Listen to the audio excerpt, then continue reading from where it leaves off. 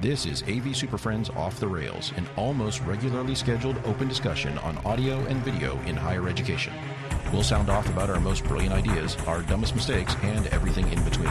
And because this conversation will almost certainly go off the rails at some point, we'll end up covering just about everything else. And now, the AV SuperFriends.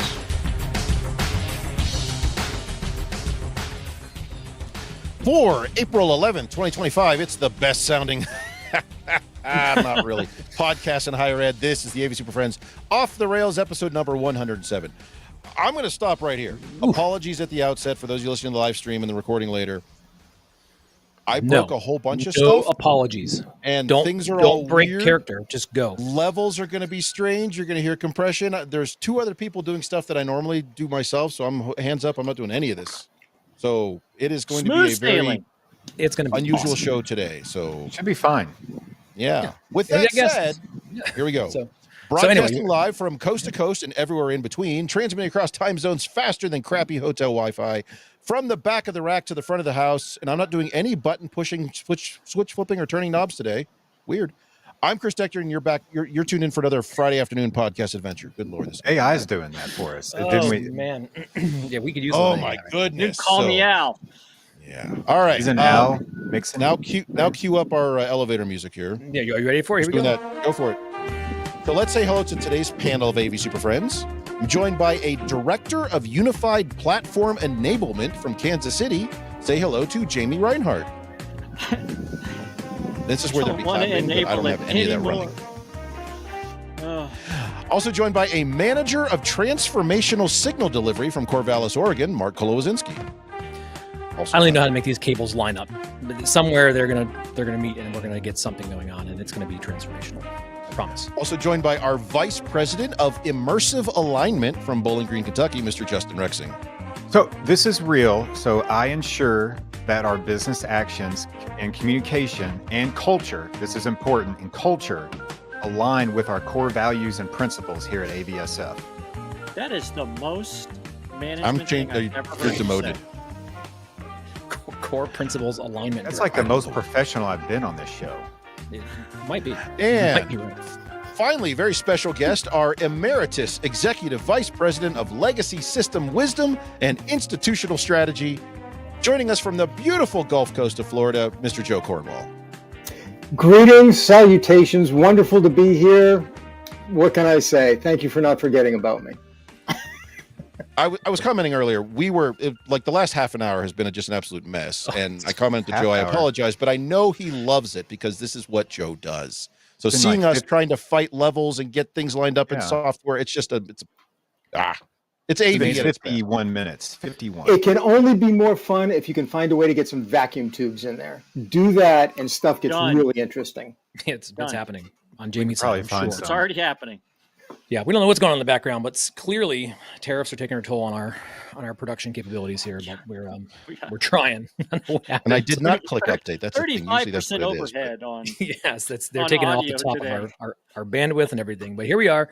We are still committed to bringing you guys a show. So you're welcome. Speaking of bandwidth, there went Chris's. Don't worry about it. Okay, looks fine on my end. Is it?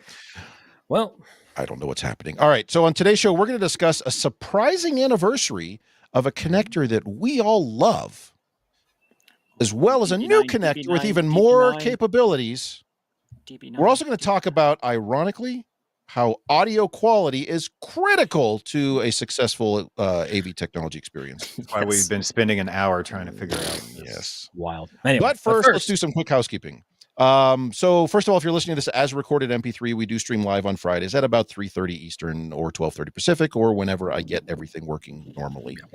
You can join us for that live on Twitter, LinkedIn, YouTube, all those fun places.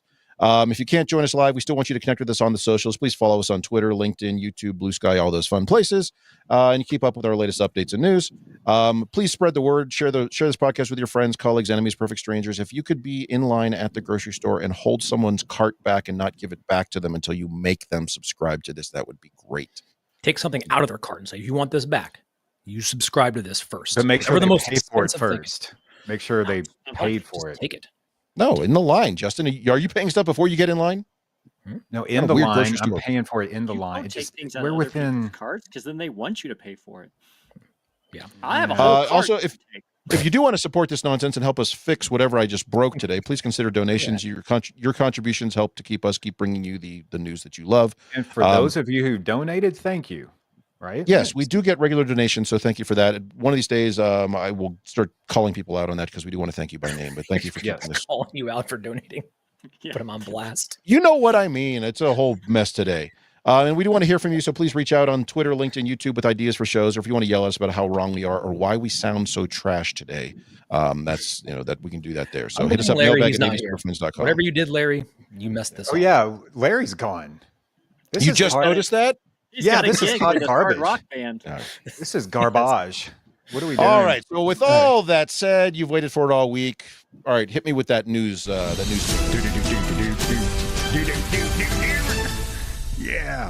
Hey, that sounds just right. That's pretty good. So with all our shenanigans, by the way, we didn't decide which news story we're covering. Are we covering the new connector or the 2110 stuff? Both. Let's get them both in. We'll give them extra credit because it sounds so shitty. Let's do it. We can get double header today. Let's go. Is that NAB happened? NAB happened. So yes, NAB was this last going week. on right. Where's going on right now? I think it ended yesterday or today or sometime. And at NAB, the National Association of Broadcasters, they come out with all sorts of like widgetry. AV adjacent stuff. It's part of AV. It's larger AV, but it's production world. A more AV. expensive segment of AV. Well, with some extent.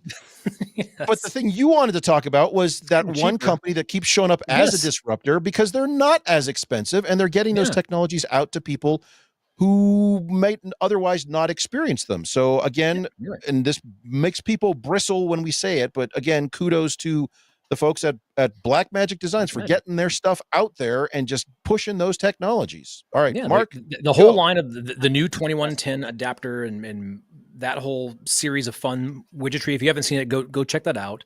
The converters. And I really feel like they're doing a real good job resetting the market for like AV over IP and like the broadcast center, because if you didn't know, most manufacturers would lead you to believe that it's really difficult and expensive to bring this stuff to market. But here's Blackmagic saying, well, hold my beer.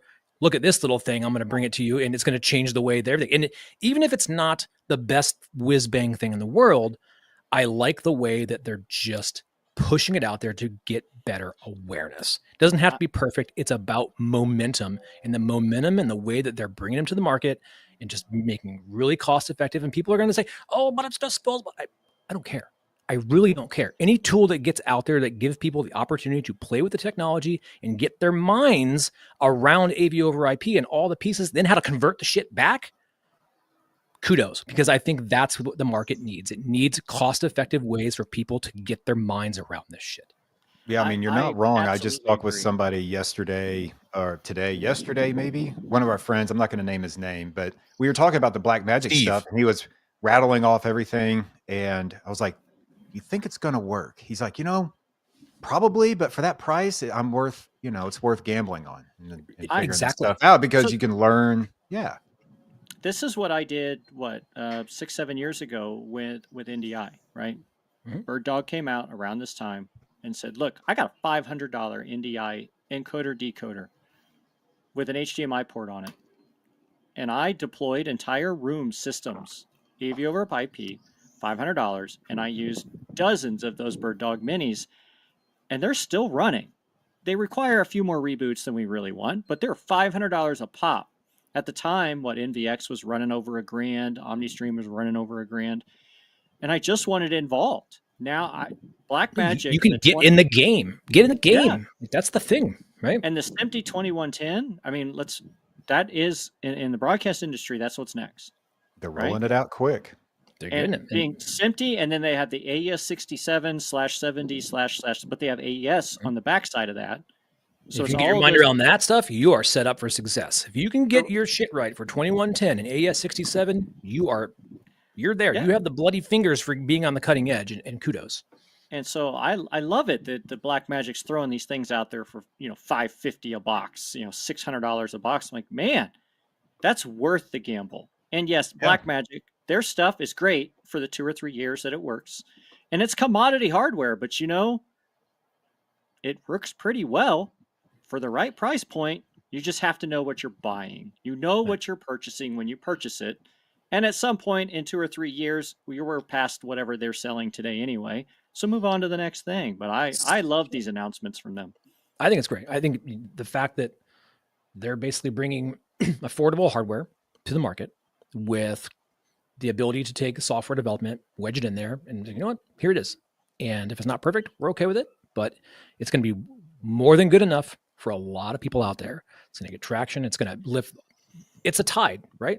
The rising tide will lift all boats. And I feel like the more awareness we have around workflows, AV over IP capabilities, and just being able to have a more intelligent conversation about what it takes to do this in a modern day, anything that gives us the ability to have that conversation and further it is moving in the right direction. So, and also something positive about this, if they're pushing all this stuff out and they're leading the market in devices that support SMPTE 2110, that's going to make other people jump in too and create competition and make better products. So this is all good.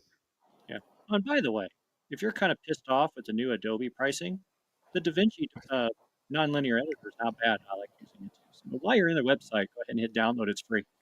Yeah. Download that. If you do broadcast a replay, check out that little replay blocks they have too. That's a clever little thing too, man. I mean, that is pushing the balance and is a big disruptor. People who do replay, like the old Grass Valley stuff, and then, so this little thing and the price that it's at is awesome. Yeah, just you kind of have to get past your diva syndrome of that. It's always got to be at Grass Valley. It's always got to be Avid. It's always got to be Sony, right? You got to get over that a little bit and give it a shot. Something new. Give it a shot. Love the chimes, Joe. It's really just keeping us. We were talking about that earlier. I feel like we should have yoga while we're on here today. No one wants to see that. In our next segment, after the break, we'll have yoga with Joe. You want to mention another thing while we're here? I mean, we're here. We drove this far. Yeah. This next story or this next announcement, I suppose, will tie directly into our next segment as well. But a couple of days ago, we have a new cable connection standard called GPMI coming out, which is like, Joe, what do you think? This like HDMI plus DisplayPort on steroids? It's huge. It's interesting. Let's put it that way. So the whole idea behind general purpose multimedia interface, right, which is supposedly going to be a challenge to HDMI, high definition multimedia interface, is that it's setting the table for 8K video, as if anybody in their right freaking mind needed 8K video. Like, give me the use case where this really, really chalks up, other than very specific, large projection mapped projects, which don't require this technology at all. So, but the idea behind it is it's supposed to be bidirectional, 96 gigabits per second or some nonsense like this. Yep. On the other hand, no problem. Yeah, absolutely. Here's the thing, right? So I'm heavily involved right now in looking at emerging technologies that are going to impact the AV industry. And in fact, I'm doing that course for VIXA at Infocom 25 this year in Orlando. And one of the things that I'm really seeing is this, and that is the impact of artificial intelligence, but it's not in a way I think that we've been talking about. And here's why I think GPMI is actually kind of an interesting harbinger of that. When we start talking about using cameras that are capable of 16-bit color depth at 4K with 120 hertz frame rates or whatever, that raw data rate is insane. What do you have to do? You need edge compute. The future, I think, of a lot of AV is in edge compute, and connecting to edge compute where the AI will comb the data out of the raw signal, send it to the mothership for whatever processing is required. This is going to require short link length, extreme high bandwidth capability, and it's going to be incumbent on the AV community because it's going to be based on cameras. So I got a question about this whole thing. So I've been reading over some specs, and let's just... I'm a pretty simple guy here. So I saw somewhere that it supported 480 watts. Does that mean that I don't have to call my electrician anymore? All right. So if you caught Jensen Huang's his whole keynote around the NVIDIA thing, one of the big announcements they were talking about were really in the supercomputing and the HPC processing. And when you're setting up data centers, the amount of throughput rack to rack to rack, this falls right in line with that. We're talking about Moore's law and moving, and it's all energy. And we have to move a lot of data really fast. So how are we going to move all this stuff through pipes? And I think this is just kind of that same philosophy. And we're kind of interpreting it through the AV lens. But at the end of the day, this is raw data movement. And we need Absolutely. big data to move. And we obviously need new connectors to do it. It's not going to be a Cat5. It's not going to be an HDMI. So we need something. You say that we need new connectors, and yet GPMI is based on, should I say it now? Go for it. USB Type-C, right? USB Type-C, the 10th anniversary of USB Type-C. One of the things we want to talk about. Yes, it is cooler than I thought it was going to be, and I thought it was going to be pretty damn cool. But can it power my display, Joe? Right, I need so it let to. me answer that question with a different question. Can I? Okay. All right. There's another emerging technology that we haven't talked about. And I don't even know if you guys, if this caught your attention yet. Have you ever heard of anything called a fault managed power system, or a category 4 power, class 4 power? This is the first time the National Electrical Code in 46 years has changed the standard. And they said in October of 2024, hey, we got this new thing. So if I tell you, Justin, that you can lay out a composite cable with a multi-mode fiber and a couple of small pieces of copper, and you can lay it out for 1 kilometer, and at the end of that kilometer, you can have a 10 gig ONT and 2 kilowatts of power. Is that interesting? Let's do That it. is, because I'm just trying to power my display in a room and not So- This old thing he's been Call running, this old plasma he's trying to get off the ground. electrician. Yeah. I'm just tired Yeah. of calling electricians to move one outlet somewhere in a renovation. You know, Then we have that answer. That answer is actually available today. It's available from a number of companies, Belkin, Panduit, VoltServer, other companies that are out there. And I'll be talking about it in June. We'll have some folks there. We'll see this at Infocom for the first let's time. go. This is one of these things where it does exactly what you said. It allows you to power a number of displays and devices without calling in another trade or having to deal with, electrical inspectors who might not quite understand what's happening at a low voltage level or appreciate what's being put into particularly a temporary installation. But getting back to the GPMI and the fact that it's 480 watts, right? They're doubling what's already out there from USB Type-C with its extended power range. And I think that's a whole different thing. I think it's got a lot more to do with getting signals from one point to another and powering modules and charging devices, and not necessarily powering displays. Although I would think with 400 watts, you could power some flat panels. Well, I want to power everything. I just use the display as an example. Like no outlets in my AV system at all. I just USB-C power. Justin's everything. entire house is just USB-C just cables. So. That's it. Yeah, It's run on USB-C lightning. buried under the ground, coming in through DMARC. Let's do this. Let's go. All right. Well, so we're going to put a pin in it right there, because we're going to come back and we're going to go deep into USB-C and all the crazy stuff it can do and what it doesn't do and all that fun stuff. But let's take a quick break right now. I don't even know what commercial we're running because I'm not in control of things. Hands in the air. I'm not doing. It's not me. I'm on rails today. So brand new one. Someone click that thing and show me what we're doing. I have no idea. Okay, let's go.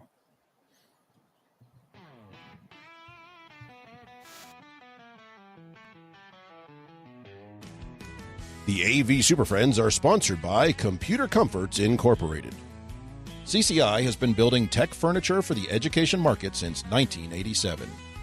Instructor lecterns, computer lab tables, collaborative tables, and active learning clusters are just a few of the many innovative products made by CCI. Speaking of lecterns, Computer Comforts has just released Evolve. If you're looking to future-proof your classroom, Evolve is the Swiss Army knife of lecterns. Seriously, this flexible lectern does it all. Not only is Evolve sit to stand and ADA compliant, it's also packed with tech-friendly features. And the best part, it ships fully assembled and ready for action. Check out the 90-second video to see all the options. Visit computercomforts.com/evolve.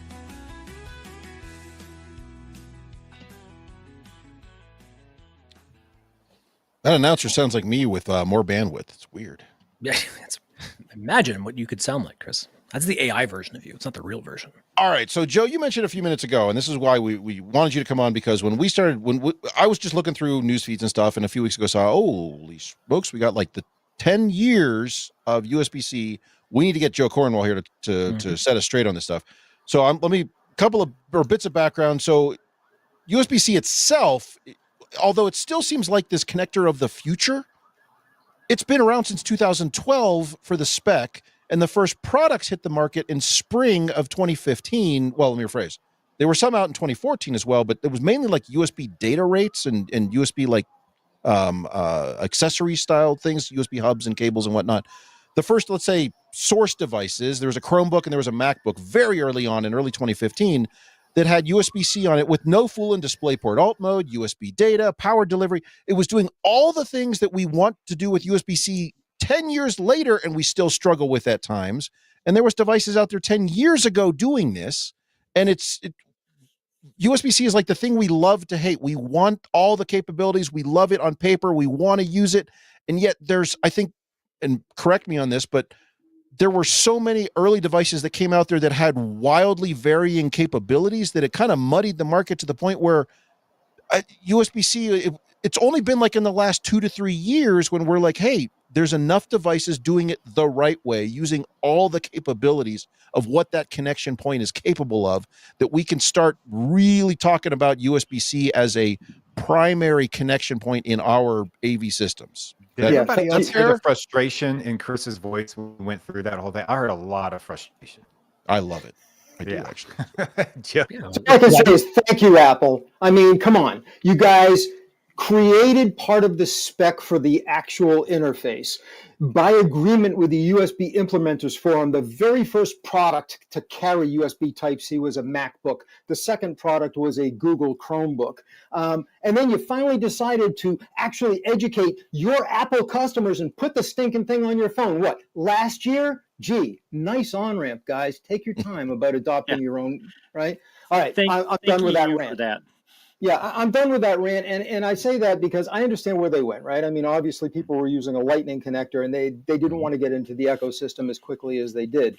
But the reality is, when we look at USB Type-C, the rollout has been an example of why we need to educate companies on how to do marketing better. You can't just start talking about crap that something will do without knowing if it's A, going to be implemented correctly, if everybody's going to do it the same way, and B, if your own stuff is actually going to work to that standard, right? And let me get on give a little shout at Google for the same time. Welcome, guys. You've got the preeminent Pixel Android phones out there with Type-C. How about joining Samsung and giving it DP over alt mode so you can plug the stinking thing in and see an image? I mean, they're $1,200 phones. It's not that hard to get it right.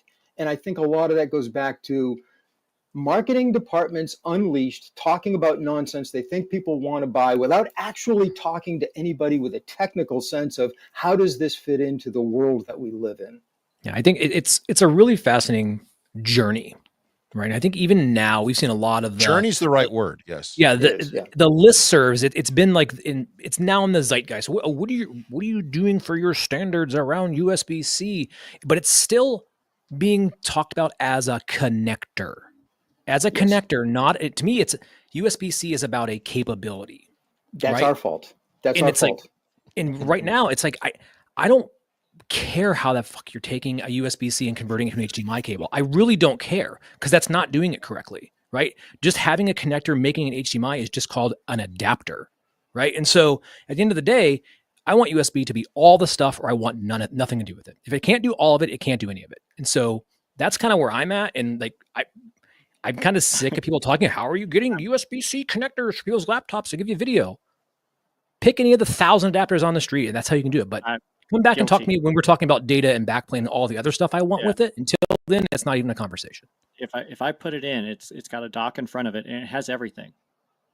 It has, if we have webcams, if we have room audio and we have power, if I bother to put a USB-C connector in a podium, a lectern, a conference room table, it's going to have all of it or none of it. Because when you get in that in between, like how pissed off, then it's just a charger. How pissed off you get when you go to the table and there's a USB there and you plug it in and it ain't nothing but a charging brick. And it's even a slow one. What if it doesn't even charge? What if it doesn't even charge? You gave me the half-watt unit. Damn it.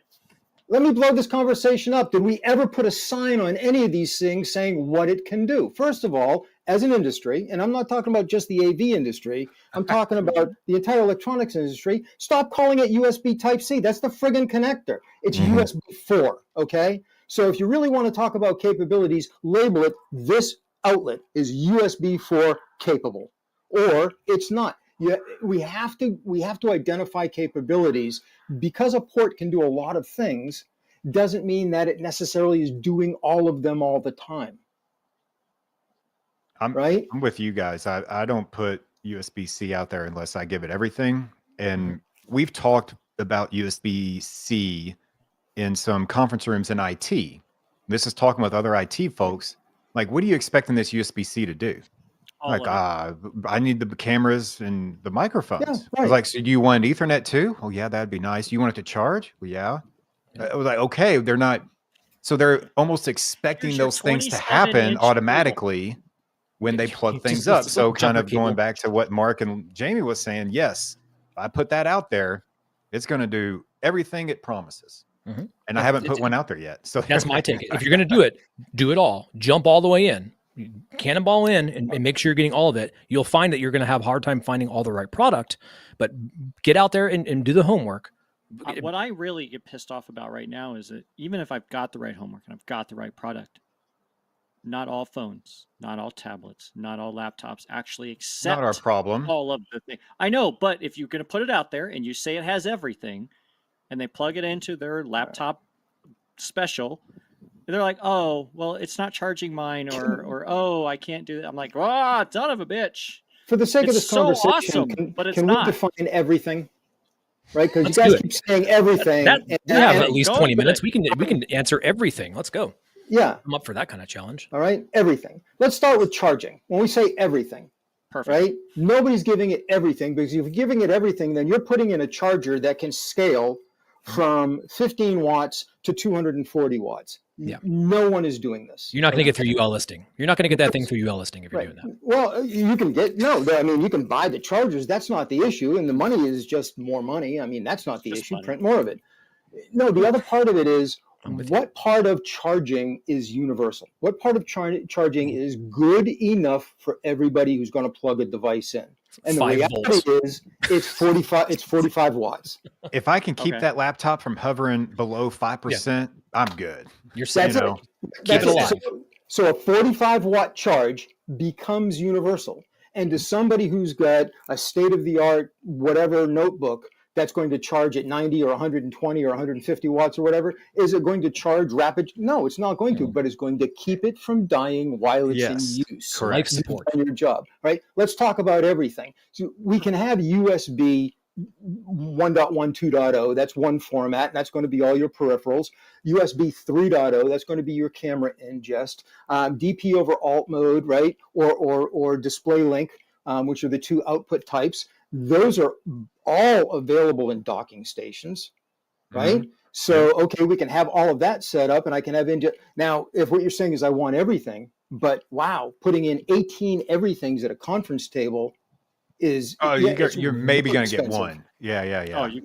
I mean, well, you can do multiples. It's getting easier, but we have to start with the idea that this was designed as a short length desktop cable, not a structured cable. Yes. So once you start thinking, okay, what can I do with 2 meters?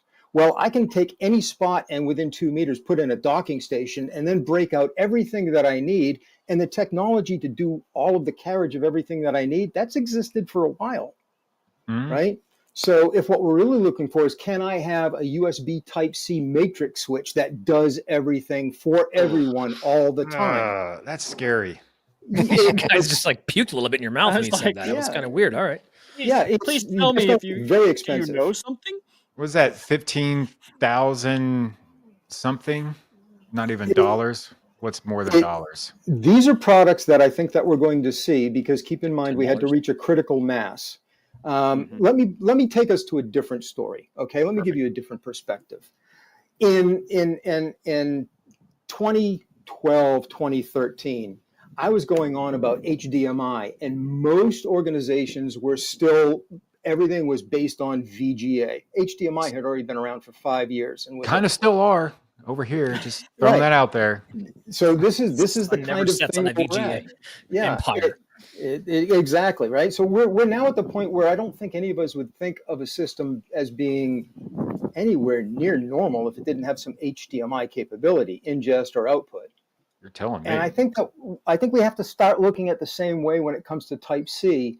except we have to define where that normalcy is. And it is, where does my BYOD device fit in to the fixed assets in the space?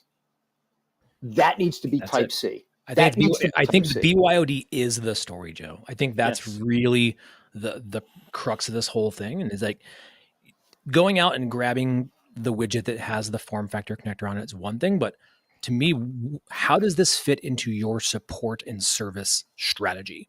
How are you actually thinking about supporting devices? What does that mean for somebody to bring their own laptop or bring their own meeting into a space and do that? Like, are you prepared for that level of shenanigans when it actually happens? Because it changes how we look at designing and supporting all of our spaces. It's no longer about the stuff anymore.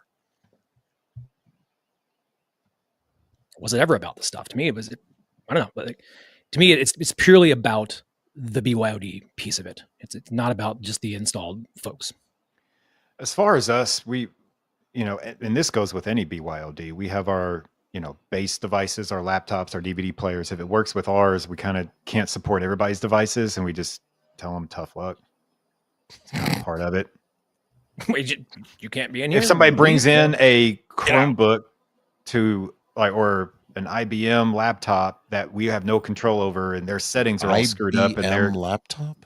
Yeah, you never know. You never know. Go with it. It's still a little behind there. Or what is it? Panasonic Toughbook or something weird. Those still are VGA. Where to get these They're IBM VGA. laptop. And you got USB-C laying there. Like, this doesn't work. Like, I can't help. Running Watson. Out. Yeah, I'm not set up for this. It's not going to happen. So there's a limit to what we can support in any scenario with BYOD. Yeah. You don't want to talk to me. I'm all like room system out with that BYOD strategy. I want no cable. So I'm like backed into a corner over here. So you're completely different. You're never going to do USB-C then. I will, but I think let's get out of the conference room conversation. Let's just get out of the presentation. So if I do need to have some collaborative pieces, I'm not having any installed representation there at all. It's completely a space derived around BYOD. They're coming in there, and that's how your one connector is going to interface into the system. You're going to get your data from your peripherals. You're going to get your audio, you're going to get your video, you're going to all that stuff, and you're charging. If I can't do those things, I'm not doing it. Like, so if I'm going to use it, and I'm going to have a BYOD strategy that says this is how the room is designed to operate, then I want it to be ease of use with a single connector, and that's the path I take. But you're not going down that road, are you, Mark? I'm already there. I already have rooms that are doing it. I thought you were going away from the cable. In conference rooms. Oh, just conference rooms. Okay. Yes, I'm not turning my entire infrastructure to allow people to bring in their stuff. Like, if I already have a system that's hosting and I have a service that's delivered by that, and it's controlled and it's well architected, why would I shift the entire layer 1, 2, and 3 to accommodate somebody's laptop? It doesn't make any sense. Well, why not? So, because if their laptop was standardized, then everything would work out, right? You can also just go to zoom.share when you're done. Yeah. Like, what do we do? Like, exactly. Why fumble with any of this adapter and all this stuff anyway? Like, just go to the cloud. I mean, we're talking about application delivery. So you can do that in your classrooms, though. And you can, right? And so it's, to me, that's the narrative is simplify if you can. If you can't, don't do it.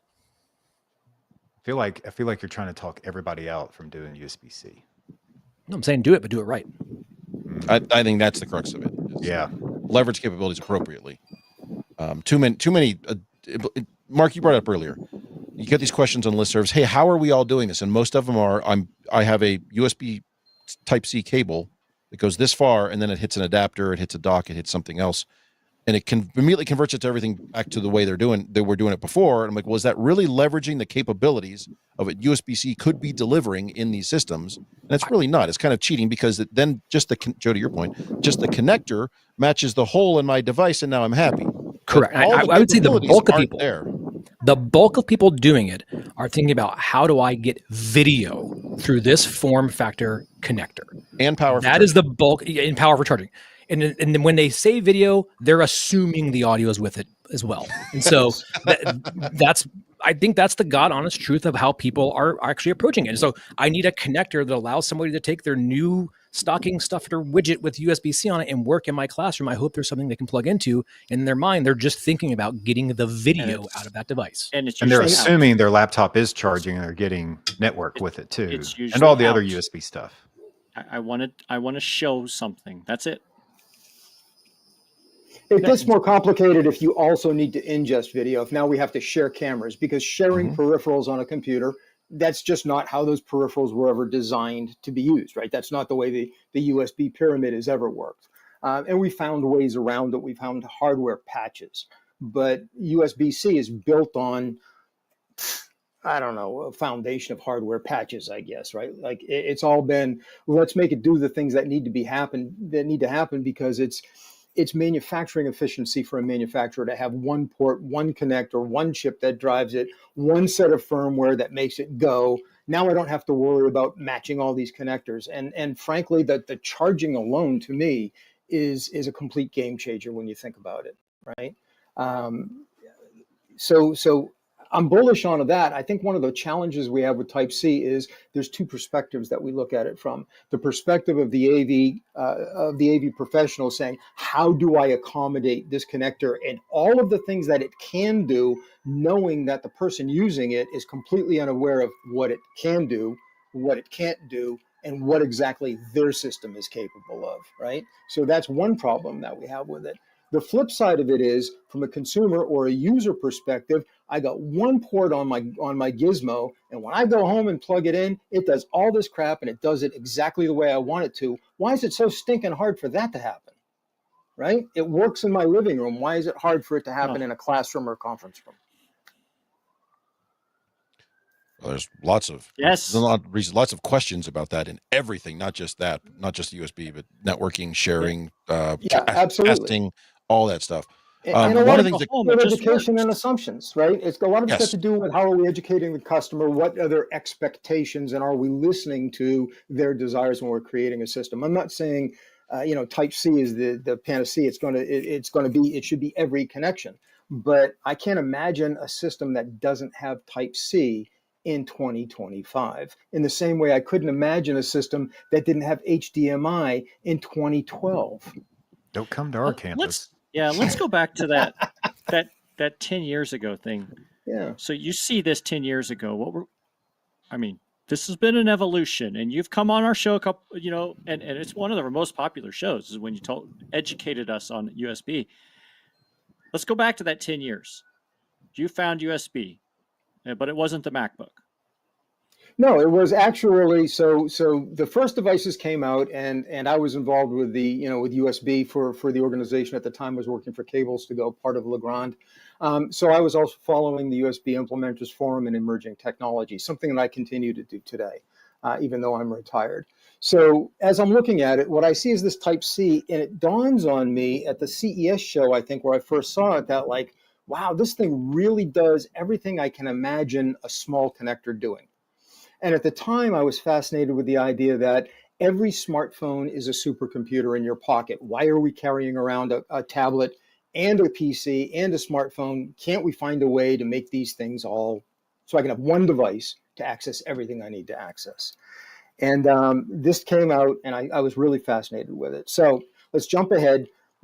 Mac introduces their MacBook, which is the first device to have it by agreement at the USB Implementers Forum. The second device is the Pixel Chromebook, their first generation Pixel Chromebook. So I bought that just so I could say I had Type-C and I had some experience with it. Now I'm going to tell you a story that sold me on Type-C right there, why it became so important to me individually. I was in the process of moving from Cincinnati, Ohio to the Tampa area. And I came down on Labor Day in 2016, I can't remember, it must have been 2016. Anyway, it was Hurricane Irma. I arrived to an empty house with a U-Haul. The only reason I had the U-Haul wasn't to bring anything that of my furniture. It's because the moving companies will not move open bottles of liquor or wine. And I have a pretty extensive bar and a wine collection. And I would not let them touch my LP collection. What size of U-Haul was it? Because they make Yeah, I little need ones and they make context. really big ones. Is it like the big guy, or were you like a little trailer? What are we talking? It was big enough. It was a 16-footer, so big enough for my mattress and box spring, cases of wine, some liquor. Man. You crammed your mattress in there, just enough room with your wine collection and your mattress. So- Okay, just make sure the context is correct. Actually, like get in a 5,000 hotel on the vinyl drive, LPs. or just open up the hatch and get in. Driving 5,000 10 vinyl mile an hour LPs, from Cincinnati yes, to all of that. Florida. So I show up. Bottom line is, I'm in the middle of a hurricane 2 days after I arrive here with no preparation, nothing in my house. No You were supplies prepared. whatsoever. You had all your liquor. You were I had ready to liquor. rock. I was a happy guy. But, So but here's you were what happened. You were sweating the vinyl though, in the rain and the wind. I know. I bought it all in the house. Everything was cool. We were safe. We worked well. We lost power for 6 days.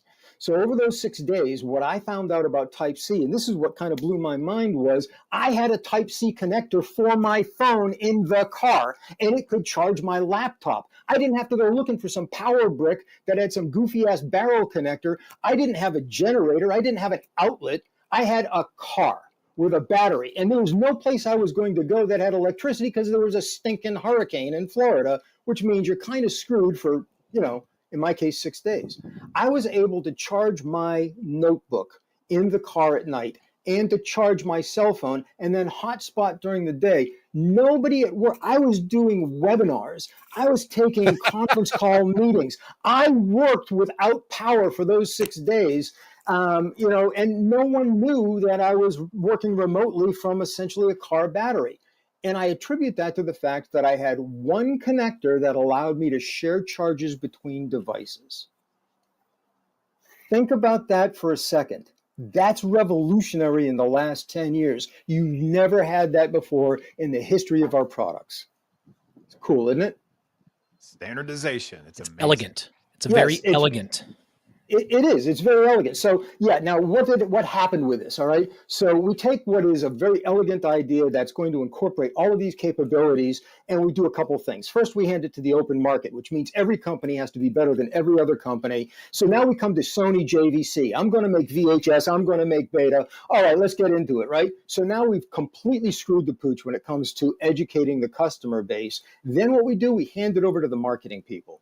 And they start talking about, well, it's got this, it's got that. Well, not this one, it doesn't, not that. We failed to educate anybody about the commonality with this device. It truly is universal.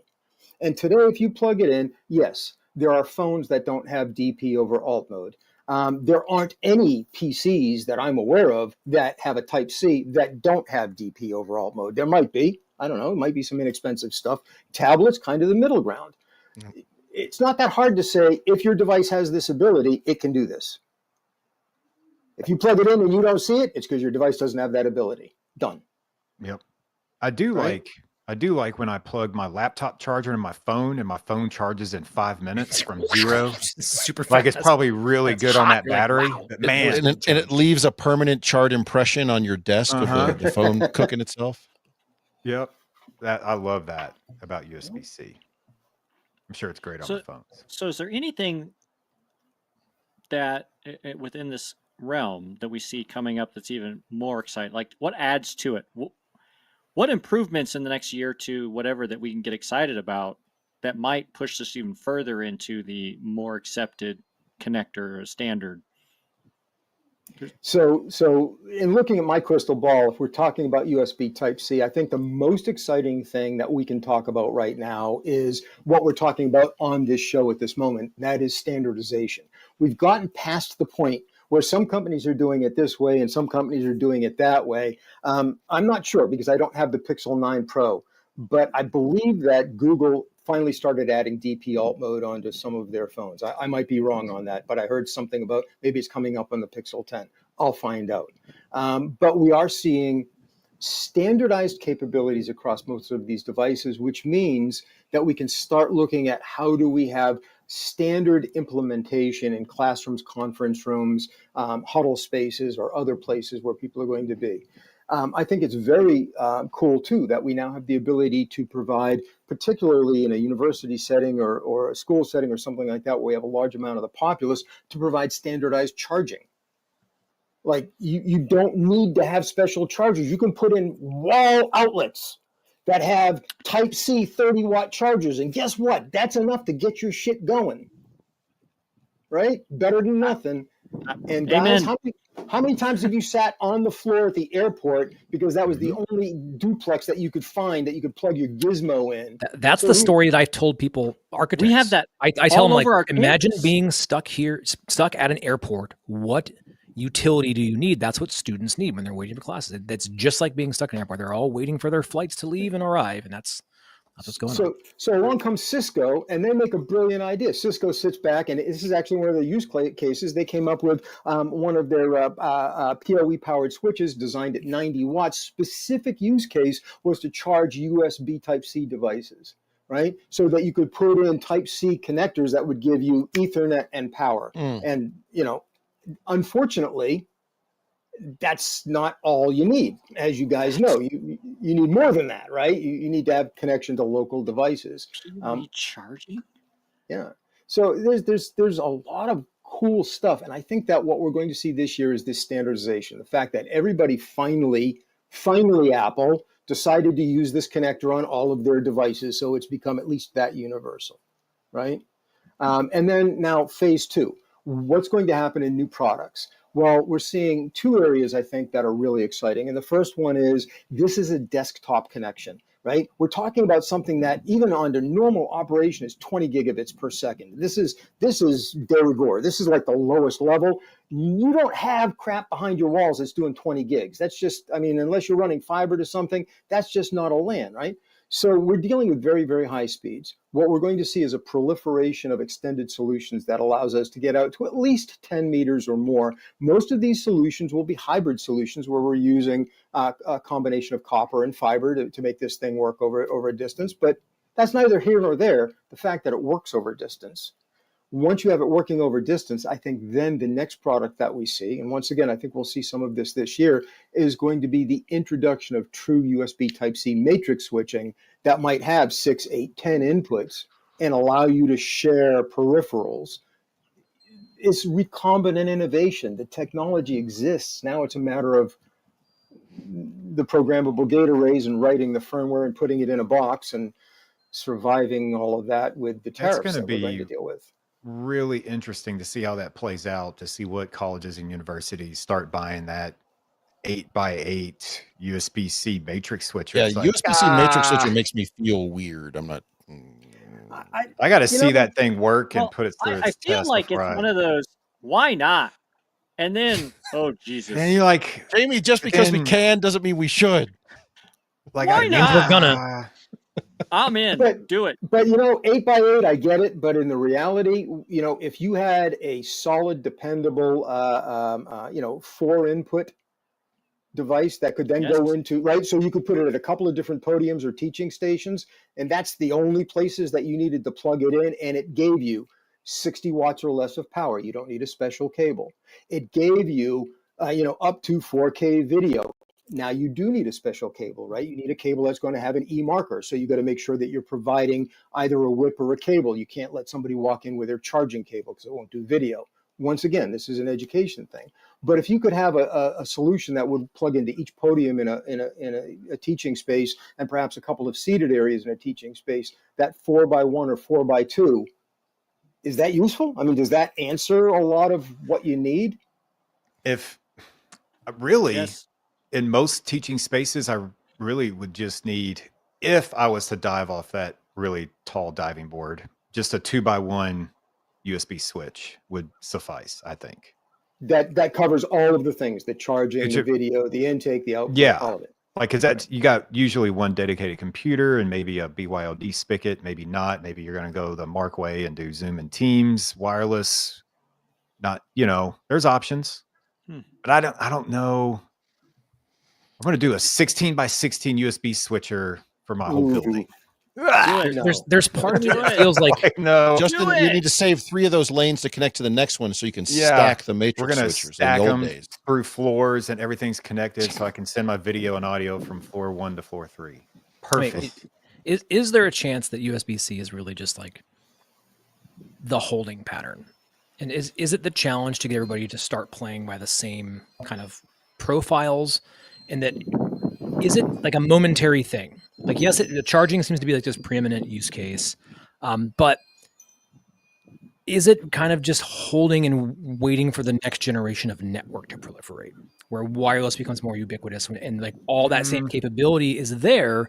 Because as that bandwidth increases and kind of that saturation's there, is this more of an exercise in kind of how do we ideologically get everybody to start playing by standards so that we actually don't need this spigot moving forward? You know, I'm okay if you say I'm crazy as shit. I'm totally fine with that. I hear what you're saying. I don't think that we're going to see any network changes, right? I mean, honestly, we can do all of this right now. We can do almost everything we would need to do with some combination of IPMX, NDI, SMPTE 2110, whatever. That can go over wireless. It can go over wired. We can easily get wireless in excess of a gig with Wi-Fi 7. Wi-Fi 8 is probably going to be ratified next year, right? I don't see big changes on that because that's got a big lagging indicator. But when we start looking at it, what wireless doesn't do is it doesn't let you charge any of your devices. Not so if you're yet. going to charge them. Just need more powerful wireless, Joe. It'll be fine. Joe's rolling his eyes like, oh, God. Okay, all right. Yeah. Is that like the surface charging and then you just have everything else networks? You put your thing down and your desktop itself is charging off of the desk that it's sitting on. Then all the other services are just there over wireless. I mean, I'm being like a big naysayer here, I understand, but there's part of me that like believes that application level delivery is going to put an end to the whole like spigot and tubes and wired Ethernet kind of based AV transport altogether. It's a ways out, but to me, I feel like we're going through stages and gates, and USB-C feels like a stage and a gate to me. I imagine it would be insofar as composite RCA was a stage, HDMI is a stage. It'll give way to. I mean, it's I think these are 50-year systems. So no, I don't think Type C is going anywhere. I think that Type C is a connector that is part of the universal serial bus, which is in fact absolutely a universal device. My bicycle helmet charges by Type C. I set up a home lab. My home lab, I have a Type C power supply so that I can do experiments with it, right? So that's all it is a power supply. Type C is universal in so many ways. I think it's going to be with us for a long time. And I think it's going to really capture, and I think it already has captured, the residential market in that way, in that everything you own is Type C. Your car has a Type C input. Every outlet in my kitchen, my bathrooms, my guest rooms have Type C chargers built into the outlets. Why wouldn't And it's only I? taken us like 10 years to get that far, though. So Yeah, that's groovy. I mean, so Another it 10 took years us to go before we get standardization. Yeah, it took us less time to get from zero to here than it did from us to get from candle power to electricity. So Yeah, that's true. right, just barely, though, just barely, like close. or how long did it take for us to go from black and white television to color? That was 10 years. 1942 to 1953, so that was 11 years just to get color, just so I could see a stinking peacock. That's right. Oh man. Well, let's put a pin in it there. So, Joe, I love your insight as always. Stick around for our next thing where you can tell us why our audio is terrible. But so, Mark, you heard it there from Joe. USB-C is not going anywhere to replace with your weird wireless cloud systems you're trying to build over there. So cool it. Go to USB. That's your Go back. Yeah. All right. Go Chill out, Mark. I'm not saying go back. You didn't even deploy it to start with. You got to do that one. We got it out there. It's rolling. Anyway, All right. it's Somebody fascinating. figure out how to run the next commercial, which I don't know what it is, and because I can't see any of this stuff. Okay. Do you find yourself trying to connect to all your audio devices, only to find out they speak different languages? Introducing the Audio Bridge widget by Independent Amalgamated, the ultimate all-in-one adapter that makes compatibility issues a thing of the past. Picture this. You've got a Dante microphone array, balanced analog inputs on your DSP, and embedded PCM audio via USB to a laptop. What's a savvy technician to do? With the Audio Bridge widget by Independent Amalgamated, you can bridge the gap between any audio protocol, bit rate, source, or destination. It's like the United Nations of audio adapters. And guess what? For a limited time, we're throwing in every adapter you could ever need. That's right, every single one. Need to convert from RCA to SCART? No problem. Want to go from USB to XLR? Unbalanced to balanced and back again? Easy peasy. The possibilities are endless. But wait, there's more. Order now and we'll even throw in a lifetime supply of tangled cables. Say goodbye to that old frustrating knot of cords forever with a brand new mass of twisted, intertwined, and ratty cables. Don't let compatibility issues ruin your groove. Get your hands on the audio bridge widget today and let the music play on. Now, every with USB-C, it actually comes to USB-C. That it just announced at NAB. Did you guys see the announcement? Yeah, Newest for adapter with a widget, USB-C on it. And back. All right, so for our final segment here, we're going to spend a few minutes beating ourselves up here, but we initially wanted to talk about the reason why this is important, and there's an article out there which, well, I'm trying to trace where this started. It was a LinkedIn post, which linked to an NPR story, which then linked to a research journal, and yes. So who are we giving credit to on this? I think this goes. Everybody. I think this goes to Princeton University for doing the research on audio quality, in particular on meetings, makes you sound more authoritative, even if you're not, which is awesome. But we're demonstrating that today with poor audio quality. So don't listen to anything we've said. This has been adequate. Not poor, adequate. Yes. It hasn't been terrible. Adequacy this is a level ringing 2. endorsement, Justin. Okay. So what was the actual takeaway of this whole study again? So the study was based, just the short version is the study said with different people, and they put people on basically like a Zoom call, and they listened to the quality of what was being presented. And by default, people assumed if you had better quality audio on a call, you were more authoritative. You were more you were more truthful. Your information resonated more than somebody who had poor audio quality. And so the drive is, so when you're on calls, when you're on meetings, make sure you sound and hopefully look as good as you can. The focus for a lot of what we did, especially COVID and all that fun stuff, was cameras and the virtual backgrounds and the visual processing to make yourself look smoother and all that stuff, to remove all your well-worn wrinkles and all that fun stuff. But people ignored audio, and they would just use the audio coming off their laptop, and it sounds like audio coming off your laptop, which is, yes, I can communicate with you, I can hear you, but is that really the are we putting our best foot forward on this, I guess? Yeah, I thought it was really interesting when I read, because they kind of changed the perspective as you went through each of the steps. And it started with interviews, and then it turned into sales and sales calls, and said, like, look, if you're doing an interview and you're trying to, impress somebody, that's what you're trying to do, impress them and get a good impression and get a job or a sale, that this shit matters. And I think I linked it immediately because we talk about it a lot on our show planning meetings and things. It's like, it just drives me absolutely bonkers to have somebody from a company that sells audio and they're on the worst damned microphone on the planet. Or they're telling me that I need to buy their codec du jour this week and their AEC is all jacked up. Or I sell cameras and I have the worst camera on the planet. I'm like, you're not, why are you talking to me? Your company sells this shit. Impress me. And when I go on to even internal meetings, not just our show here, but when I go on internal meetings, like, I strive to make sure that I sound the best on there and I have a better quality camera when I can.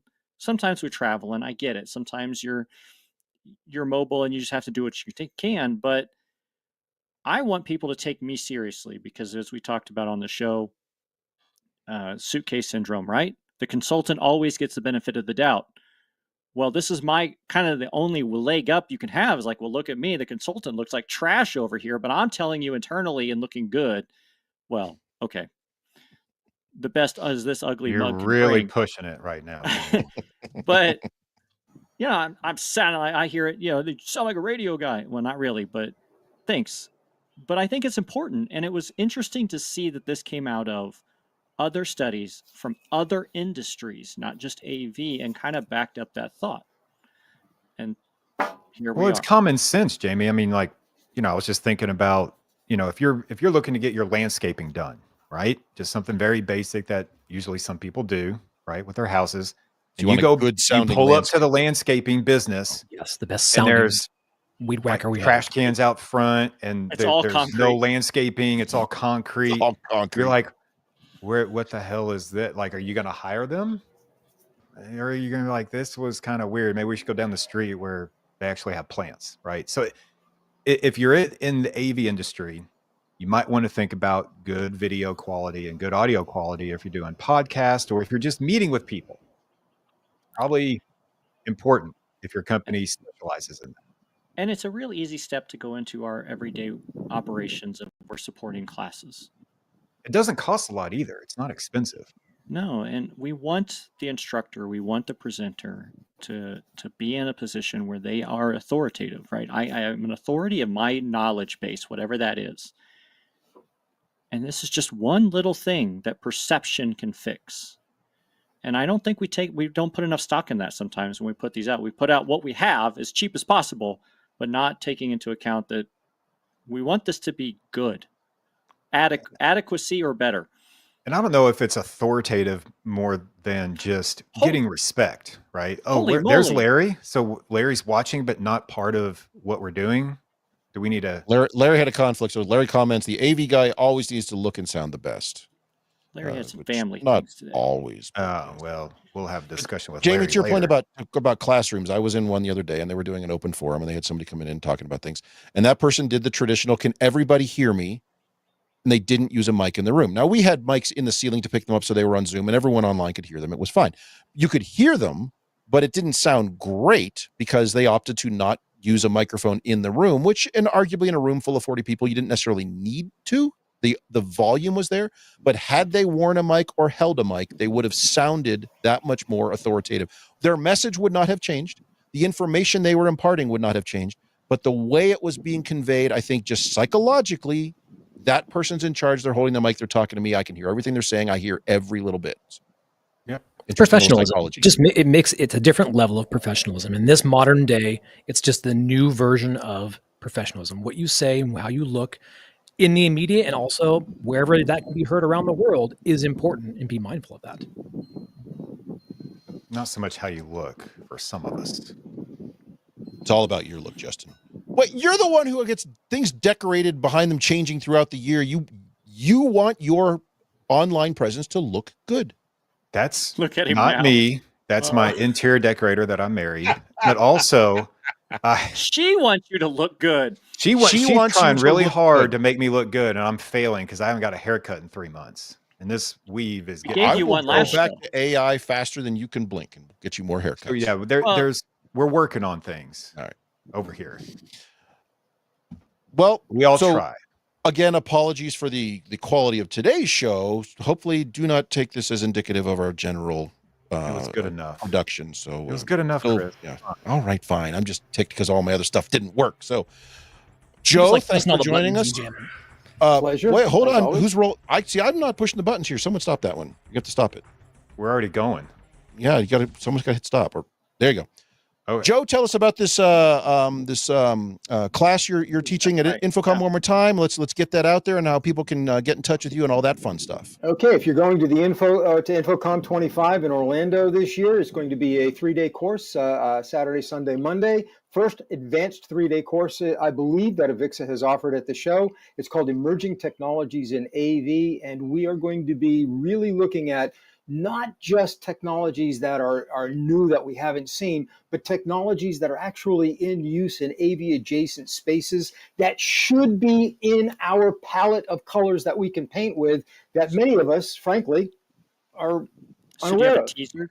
What's a teaser thing there? Yeah, sure. Fault managed power systems and the ability for us to now do 2 kilowatts over 18 gauge twisted pair or 20 or 16 gauge twisted pair give me some of in a that low shit. voltage environment. Yeah, absolutely. Let's do how that. about Wi-Fi Halo? Been around for the last 5 years. Gives us the ability to do 100 megabits per second at kilometer distances over Wi-Fi with all the security you expect with Wi-Fi. These are just a few other things. And of course, I'll be there with Jose Mazzotta, and he will be getting deeply into some of the things that are happening in streaming, in codecs, and the way that we see our transporting material. So we are really looking at everything from ingest to transport to how it's going to be manipulated by artificial intelligence. If it's new and it's interesting, we'll be talking about it in June.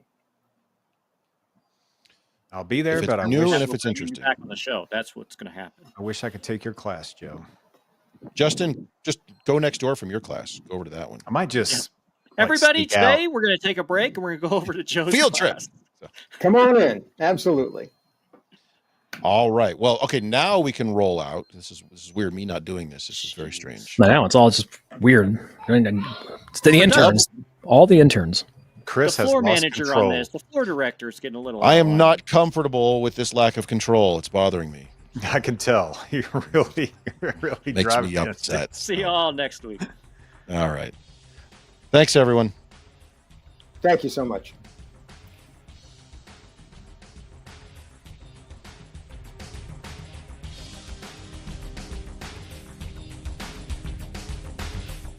Well, we've managed to ruin yet another episode of AV SuperFriends Off the Rails.